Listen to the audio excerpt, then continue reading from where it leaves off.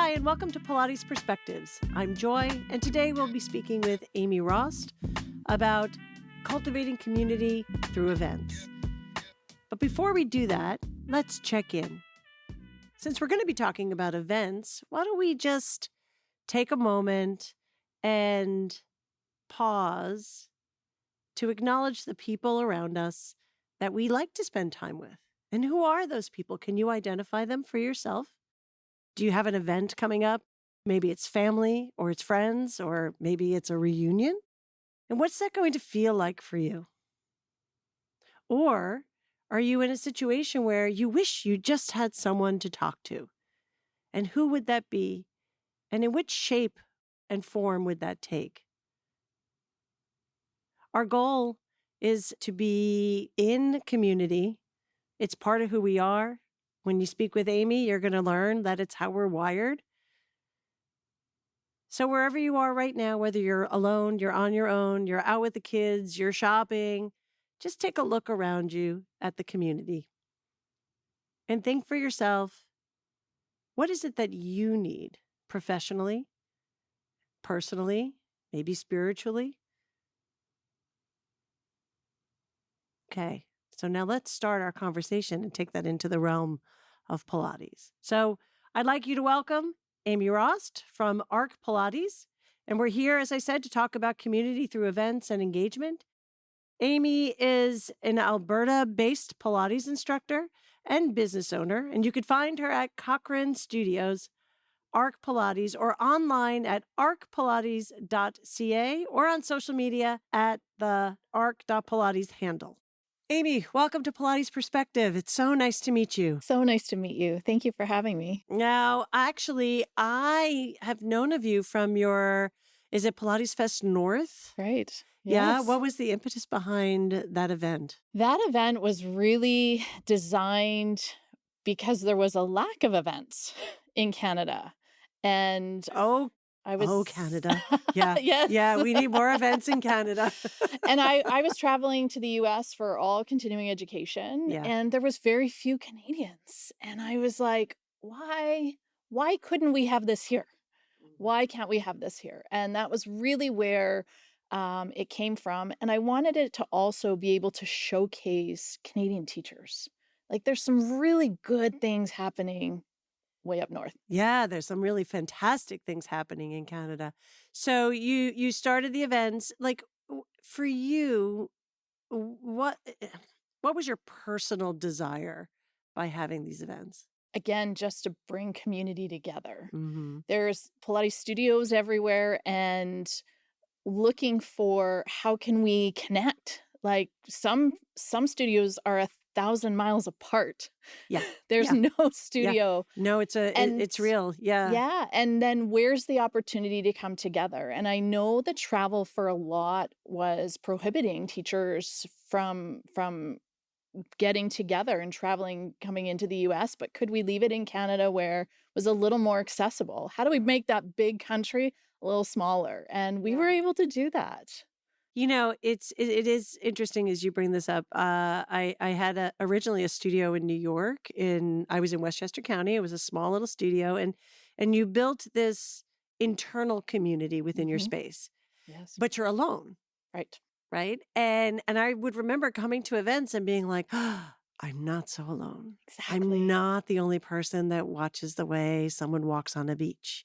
I'm not the only person who cares about, a particular, helping a particular body feel a particular way, right? That there are others who share those same desires. Yeah. Do you want to talk a little bit about how it is we need community? I strongly believe in community, and I'm so proud at ARC Pilates. Like, I always say they come for the Pilates, they stay for the community. Yeah. And that is something I'm so proud of. And also as an educator, I always say to new teachers, like, you are creating a community. The people who come into your studio, into your space, are really part of your community. And then they go back to their communities, and it has a ripple effect. Mm-hmm. And community is for me, it's everything. We, talking at the beginning, we're not wired to do this all alone. No, I know. We are not. I know. We're not wired that way. But we start these studios and Totally. we start these businesses, right? And we get all excited. Yes. And then we have this feeling of isolation, don't we? And we get, behind our computers and we just, head down and grinding it out. Right. And it's like, wait a minute. I didn't know this was going to be so lonely. And why can't I call another teacher, a studio down the road, and say, hey, like, do you have, how are you feeling? And that for me was really where this started. Also, my background is I worked in disability management in a spine clinic for almost 20 years, multidisciplinary clinic. All of the practitioners work together. Right. When I got to the Pilates world, I was like, what? I can't refer someone to the studio down the street because... Okay, but that's... So there's a topic right there. Yeah. And that is building collaboration in Pilates, right? So we talk about community. We want to build a collaborative community. Absolutely. And so instead of being threatened by somebody down the street, yes, how do we provide or offer for our larger community space by differentiating and who we are and also working together. Right. That's a big ask. Oh, it's a big ask. Because again, everybody's independent business owners. Yes. Everybody needs to make a living at what they're doing. Yes. But how do we change the mindset from competition to collaboration? Great question. I think the first thing is you keep asking. You keep seeking. You keep seeking out the people who you're meant to collaborate with. Because not everyone is going to be a good collaborative match. Right. So keep asking, to find your people. Yeah, keep asking, keep seeking. Yes. Super important because I know it can be daunting, right? Yes. You come up to someone and they just don't see the world the way you see the world, and maybe they put up a wall and it might affect your own personal sense of oh, maybe my mission is not everybody's mission. But what I do find is if you keep asking, like, we found you. In 2 minutes, we're totally aligned. Right. Yeah. And it's okay to get a no. Yes, it's okay to get a no because the no can teach you something too. 100%. 100%. And the no is probably just, it wasn't the right one.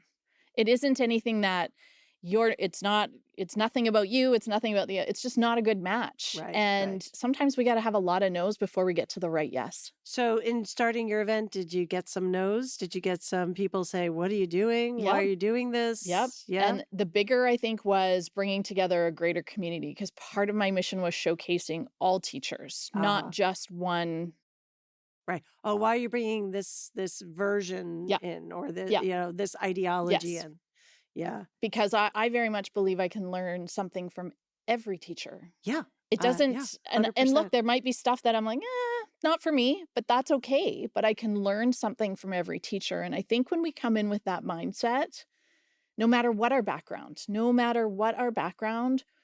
it actually makes us all better teachers. Yeah. Sometimes I would go to events before I was involved in running them. I would go to events and I loved just sitting in the room and both being affirmed. Oh, good, right? So what I am doing in my own space, sort of where nobody can see me under the, sort of what I do in my space, I'm both affirmed and I'm a little bit challenged. And that's such a lovely environment to be in. Yeah. And I think, it also keeps us curious. Yeah. Right? Like, I'm always like, tell me more. Tell me more about why you do that exercise like that. Like, let me understand, your methodology behind it. Right. And that's, I think, where we learn. And that's actually where we make really great connections. Right. So curious is the opposite of judgment. Yes. Right. Yes. It's judgment that can shut us down. Yes. From really letting it in. And that goes back to collaboration. Terrific. Okay. So your first Pilates session, You called it a movement meditation. Can you elaborate on that? So my first Pilates session was many years ago now, and it was, this will age me. There was an ad in the newspaper. Yes, that and Yep. My husband's like, it was my husband who said, you really should go and try Pilates. Yeah. Good. My body was feeling pretty broken. I've got 4 kids. My youngest 2 are a set of twins. My oldest has got a rare disease, and we were navigating like a pretty rough patch, just physically and emotionally. And so he's like, you really need to go. You need to go to a Pilates studio, not just a Pilates yoga class, which I took in university. So I go to this class, I walk in and I'm like, oh my God, where have we gone? Like, where? I knew nothing about equipment. I knew nothing. And I got in there and I laid on the reformer. The teacher had me lie down and had me doing footwork. And it was the first time I had ever felt I could just be. I could move. The spring tension was going to hold my worries. And That's brilliant. I could just move. Yeah, that's brilliant. And I was hooked. Like day 1, I'm like, I wonder if I could like maybe one day teach this. And several years down the road, I left a corporate career. And that's fantastic. So I love that idea that the spring sort of held you. Mm-hmm. Yeah. In a time I really needed to be held, and I could find a love of moving again. And it did. It started to return myself to back to life, without pain, with better posture, all those things. Right. Yeah. There's something really lovely about what you're saying that sometimes I fear in this sort of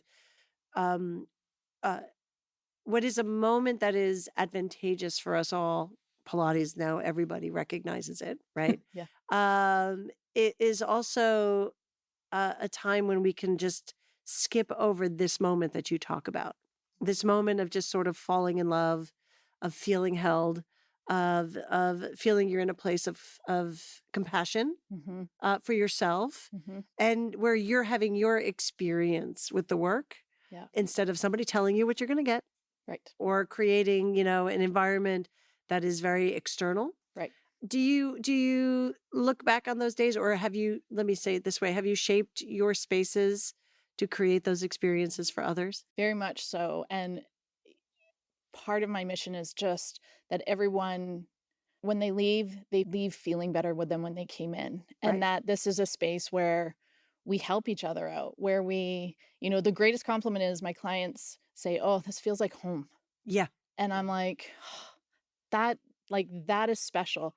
I trust the work's going to give them all the things they need, but it's that experience and how we interact and how we just hold that space so they can move for whatever they need in that day. I love when you just said that I trust that the work is going to give them what they need, right? Mm-hmm. I think sometimes we get ourselves, we fall all over ourselves trying to figure out what to give them, what they need, when really the most important piece is this community piece that you're talking about. Yeah. What makes a community more than just a group of people? I think what makes it more than a group of people is, when you feel like you belong to something bigger than yourself. And I think that, I again, being very mindful when we create these little micro communities within communities is that, we're there for the greater good. And we all rise up when we're in a space that cultivates that. You have a podcast. I do. Do you explore these concepts in your podcast? So my podcast is less about Pilates and it's more about the individual story and then the collective, how we've all gotten to where we are through the collective. We've all have our own arc, our own journey, but none of us got here alone. Right. And it's sort of, feeling the real impact of and power of what community can do and how it affects our everyday life. What's the name of your podcast? It's the Archive Podcast. There you go. So in it, you've described 2 challenges to community. The first is that people don't know how to cultivate community. That's an interesting concept. We crave it. We 100% crave it. So then, what are the limitations? I think there's a lot of limitations now. And I think, there's been a huge shift since COVID is, we're all craving community, but we don't know where to find it. And sometimes we can't just find it in a social media platform. Maybe it can start, but really finding a fulfilling community can be really challenging. People feel more isolated now than they've ever felt. And, particularly entrepreneurs, up to 79% are reporting feeling loneliness and heading towards burnout. Oh, sit with that. Pilates people. Yeah. Yeah. Yeah. 79% of all entrepreneurs. Yes. Are headed toward burnout and feel lonely. Yeah. And if you think about Pilates industry, it's all entrepreneurs. And lots of solopreneurs. Yes. So that stat really stuck out to me. And I think that also reflects that we're craving it. Mm-hmm. And, events are amazing. Those are great places to make connection. But I think we also need to make sure we're investing in finding and connecting within our communities weekly, daily, whatever that is that actually is going to fill that bucket for you. Right. Because it's going to be different for everyone. Right. So you said ask questions, right? Yeah. And be curious. And ask, seek it out. And it doesn't just, they're not just going to let seek and be curious. Yes. Okay. Those are going to be my 3 words for today. Yeah. We're doing this podcast on a Monday morning, and I think that those 3 words would have come in handy this morning. Yes. Ask, seek, and be curious. Yes. All right. You said a second challenge to community is that people don't know how to be in community. Mm-hmm. So this, and from putting on an event, myself, that there is many challenges to bringing people together. And I think the more opportunity we have to recognize what we have in common rather than what is different is really where that's the secret sauce. Because if we really sit in our own camps of I'm this trained, and I'm this trained, it actually divides us. And that is a real challenge then to remain open and to stay curious. And then it's hard to be in a room. You're I don't know where I fit. Because I don't know, I kind of like a little of this and a little of this and a little of this. Right. And it can be a real challenge. And again, reminding that we're all in this together. And it goes back to the competition, right? We're not in competition. We're not in competition. Yeah, it's an interesting thing that you say. And I think our world post-COVID community is a real challenge. I think there's many reasons, right? Social media creates its own unique sets of challenge in terms of really this kind of community. 100%. And then we're wired for community. I think we're also sort of wired as sort of survival of the fittest. Well, I have to do this in order for me to have that. And then if I have that, then somebody else can't come close, as opposed to being confident. Well, and I think and then my invitation would be to, what if we shifted the mindset? What if we shifted to, Joy, if your studio actually is successful, so is mine. There you go. We all win. When you win, the greater Pilates industry wins. There you go. And if we shift that, then the competition piece is removed. And that's actually what the research shows, is that actually the more Pilates grows, that it actually, if one person tries to hold a space, Pilates actually doesn't grow in the region. 100%. But the more Pilates grows, the more space it holds. 100%. And so, yes, that's a shift of mindset. Yeah. Now, that mindset, if you're going back to the days of looking at an ad, that mindset is one that I do think this sort of rise of Pilates is challenging people to accept. I agree. What advice would you give to people for whom this is an uncomfortable moment? I think it requires a little bit of internal work, not gonna lie, right? I think it's worth asking ourselves, why do we feel like that? Why do we feel like, someone's taking from me? What if we, again, put it back into we were giving to each other? Right. And, how does it feel? Does it giving to you doesn't mean less for me. No. Right. There's too many people in the world. There's not enough Pilates teachers. Doesn't Period. matter where you like. Isn't that crazy? Right. There's not enough Pilates. There's not enough Pilates teachers. Anywhere in the world. Anywhere everywhere in the world. Yes. Yeah. So I think we can remove that. I think like that, I don't know if that serves our industry anymore. Right. We've evolved too. So let's entertain an idea of what would happen actually if we all really focused on the expansion of our industry that serves all of us. This message is brought to you by Balanced Body. Imagine stepping out of your professional routine and immersing yourself in all things movement for a weekend. Learn from educators who are experts in their field, discover new movement equipment, and connect with our global Pilates community, all in one place. That's Pilates on Tour. You'll experience hands-on workshops, energizing classes, and real conversations about where our industry is headed. Whether you're into movement science, therapeutic exercise, athletic performance, or creative class programming, Pilates on Tour sessions deliver industry-leading concepts that spark ideas and will elevate your practice. See event dates and cities at pilates.com/events.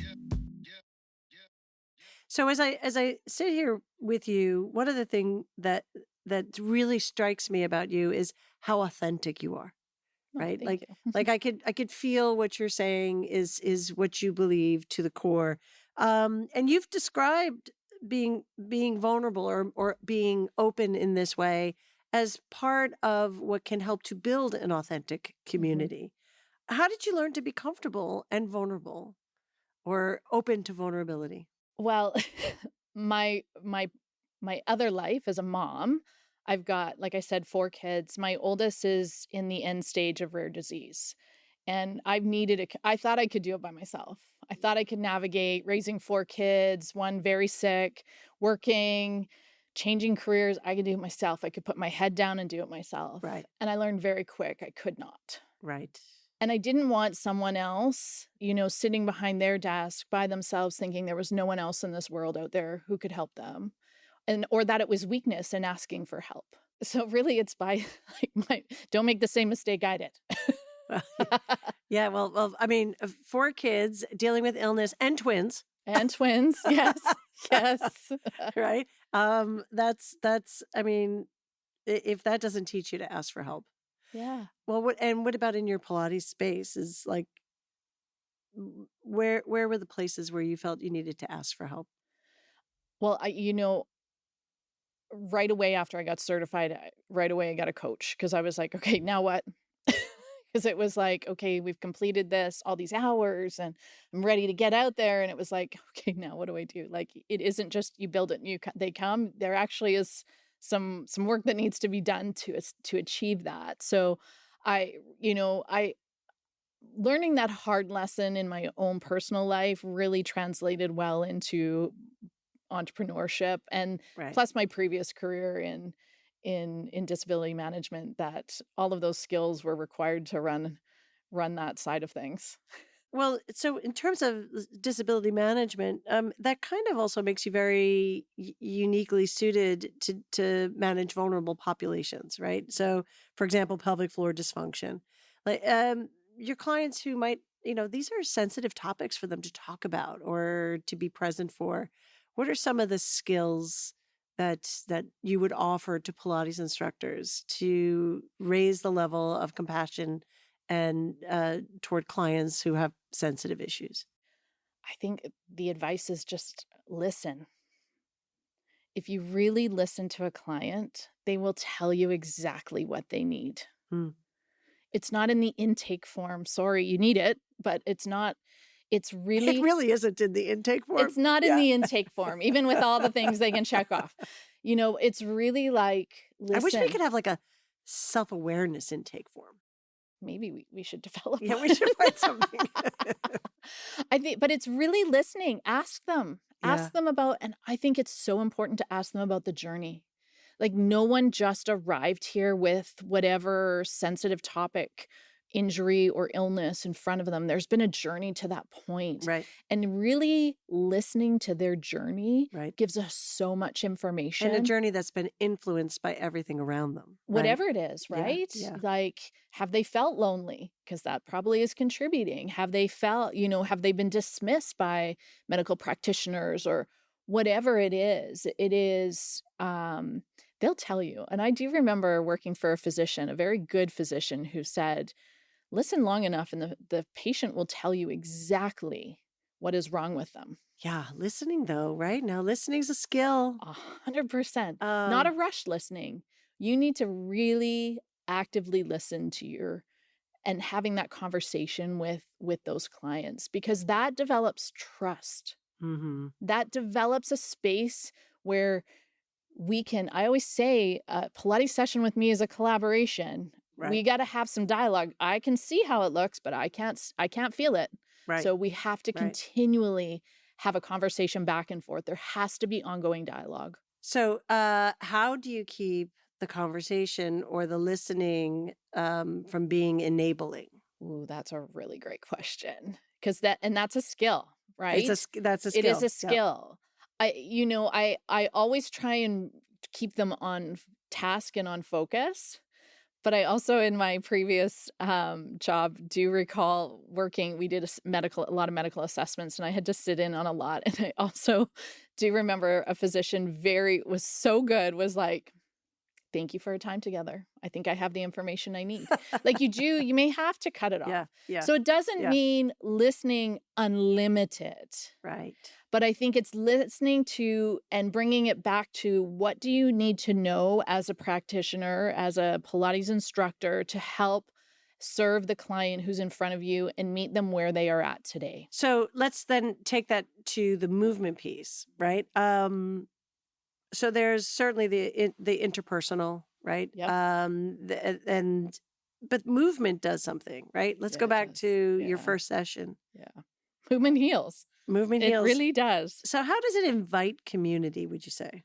Well, I think we're meant to move. So just like we're wired for connection, if movement is an interest of people and brings those people together in a room, there's really something magical that happens.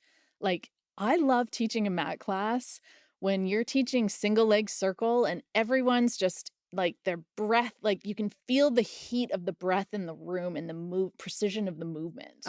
Like like it's palpable. Like there's an energetic exchange for everyone in the room. And, I'm really, I ensure that my clients, no one comes into a room and isn't introduced to everybody. They like they start to know everybody and something that could connect them, right? If it's someone new coming in, here's something about so-and-so that they also love golf or whatever it is. And like, we actually have an incredible responsibility to ensure inclusion in all ways. In all ways. Elaborate on that. Well, I never want someone to say, I can't do Pilates because ... I'm whatever. Yeah. To me, that's like, that actually doesn't exist in my world. If you need Pilates, we're going to figure out a way how to get you some Pilates. Mm-hmm.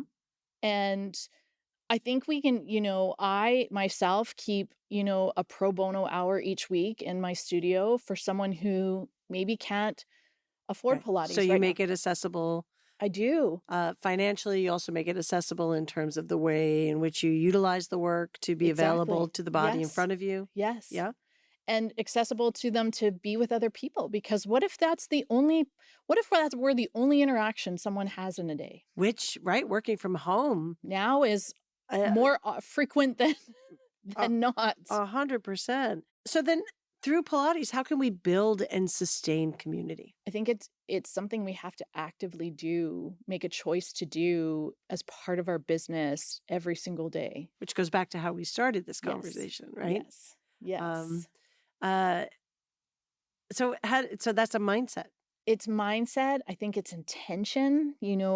How I choose to do community may not be how you choose to do community, but there's value in both. And there's going to be people that gravitate towards my community and towards your community. But it's all gravitating to something greater, which is the Pilates movement. We're there for that. That's what's bringing us together. And I think sometimes, as business owners, we get really busy and we sometimes forget, like, what are our core values? Yes. What are our core values and how do we show up with those core values in everything we do? How do we show up and how do we keep our why? Yes. What's your why? Mine's connection, collaboration, and community.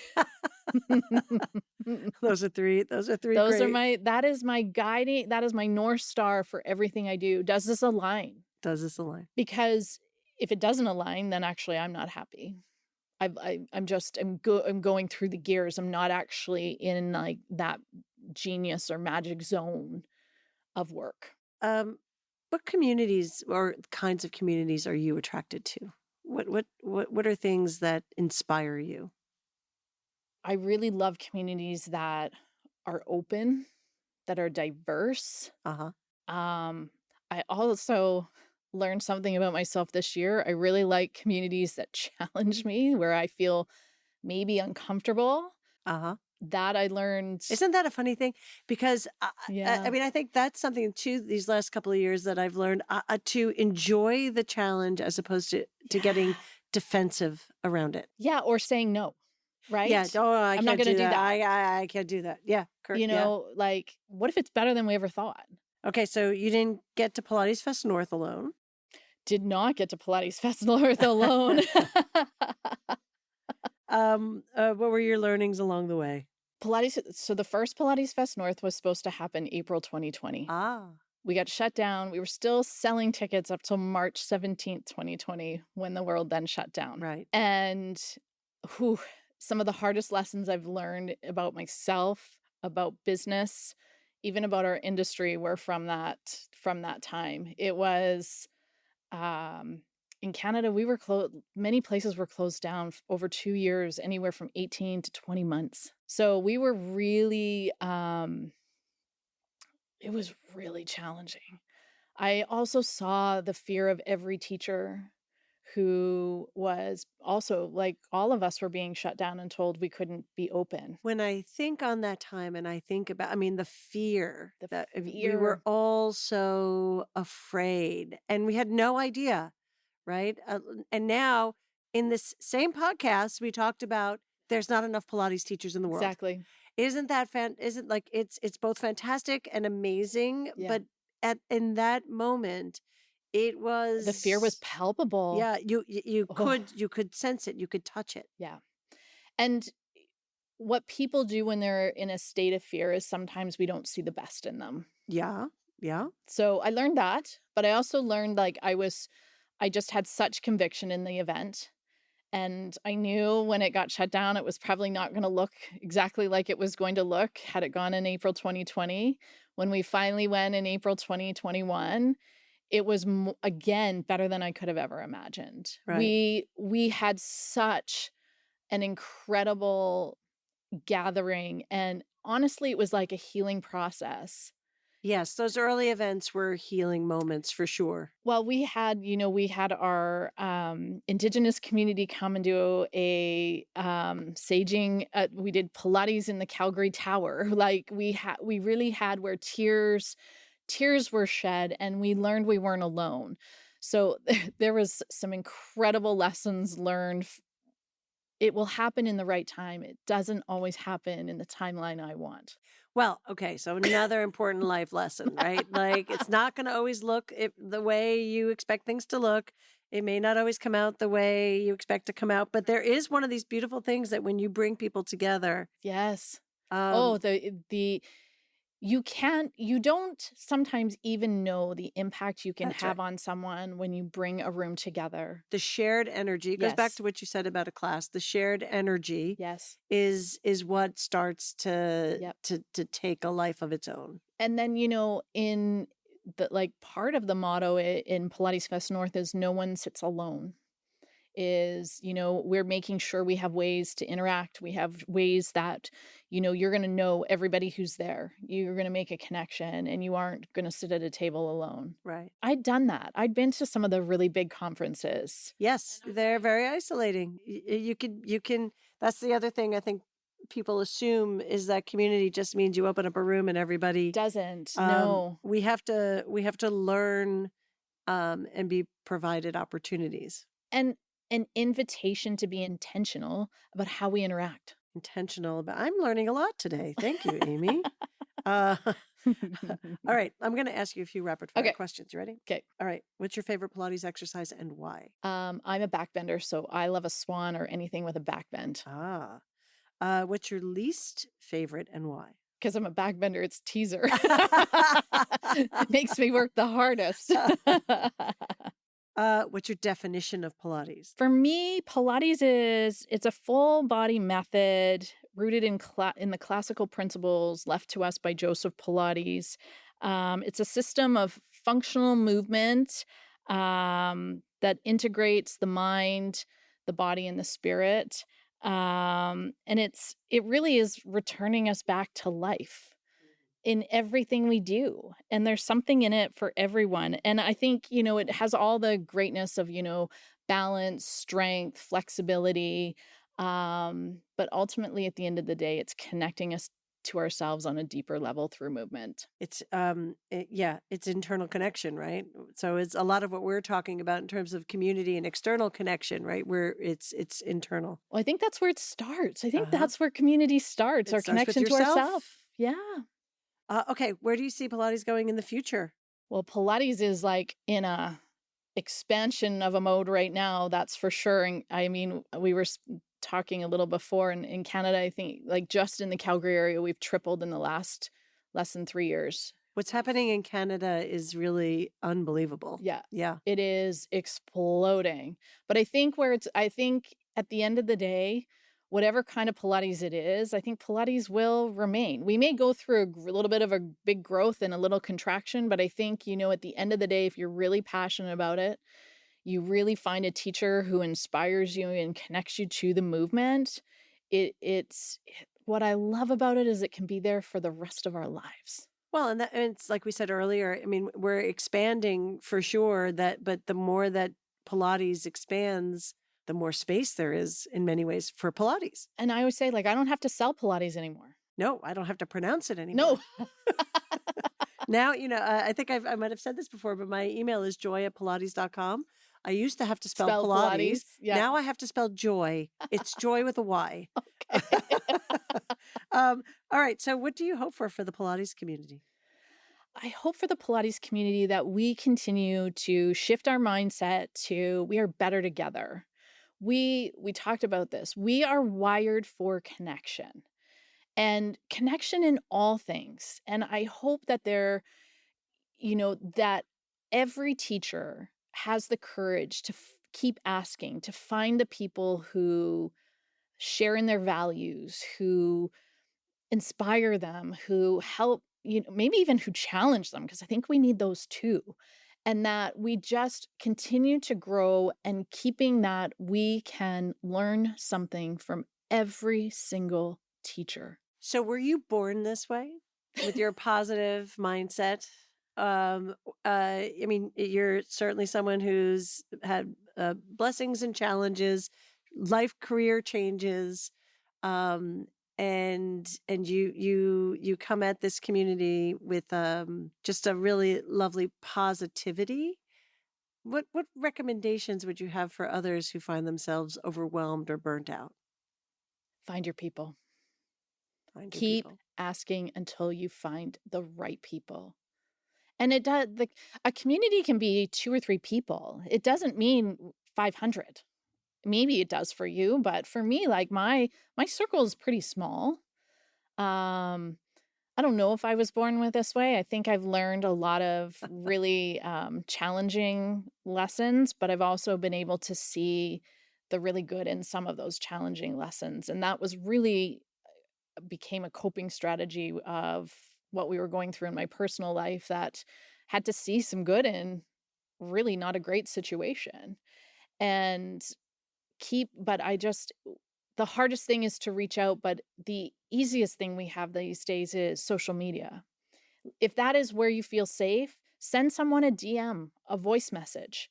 Just, reach out to find those people that can really help you elevate along your way.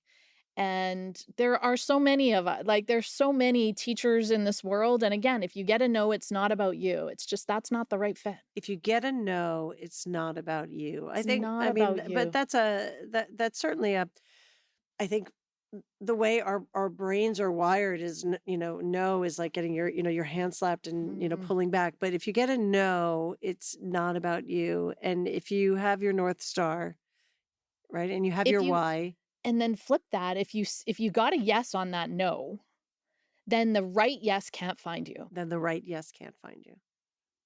Say that again. If you get the no, if you get a yes when it should be a no, the right yes can't find you. Great advice. And you want the right yes. You want the one that's just like, these are my people. This is where I'm supposed to be. It feels so good. So listening to that and thinking about the growth of Pilates, if we took that with us and we find the right yes and we move and we find our people, then it just feels like a lovely, expansive future. And a place for everyone at the table. We'll just keep making the table bigger. Yeah. Yeah. Because that's where we will all continue to grow. Whether it's in our teaching, in building our communities, or ourselves, that's where growth can happen, and an invitation to everyone to have that opportunity for growth. Fantastic. Amy, I can't tell you what a lovely conversation this was. So happy to have you here. Can you please tell everybody how to find you? You can find me. My website is arcpilates.ca. You can find me on Instagram at arc.pilates. Those are the places that is easiest to get me, and love to connect with you all. Arc. What does the arc mean? So arc, my spine loves to bend in an arc. And then as my business has evolved, it's also become Amy Rost Coaching in Pilates. So that's where the arc is. Oh, ARC. ARC. Oh, fantastic. Well, thank you very much, Amy Rost. So happy to have you here. This has been such a lovely conversation. Thank you so much.